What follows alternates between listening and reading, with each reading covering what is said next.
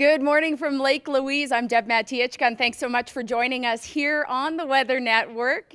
Looking at conditions a little bit cooler than what we saw yesterday. Here in Lake Louise right now, -9, feeling more like -16. But really, if you're dressed for the weather, no problems at all. I always preach about layering, but I've never really said what you should do to layer. So we bring in product specialist from SportChek, Jason Latray, to tell us exactly how to layer, especially when you're on the ski hill, you're doing physical activity. Layering is really important, isn't it? Yeah, absolutely. So it's completely different than what you would normally do if you were just trying to stay warm at, say, like a bus stop.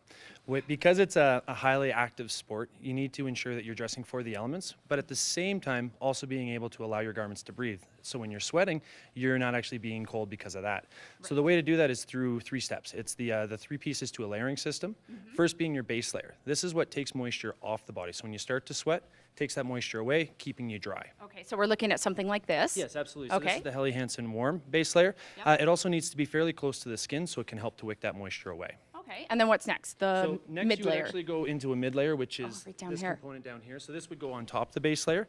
A lot of times you'll find these as fleeces or synthetic kind of forms of insulation, and they come in different weights. So with those, they'll keep you warm depending on the conditions. And this is the piece that normally people will interchange. So if it's a really cold day, you throw on a thicker mid layer.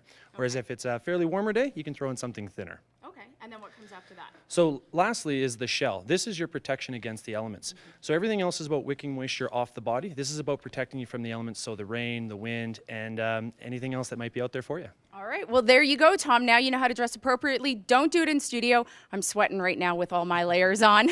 How's traffic looking, Tom?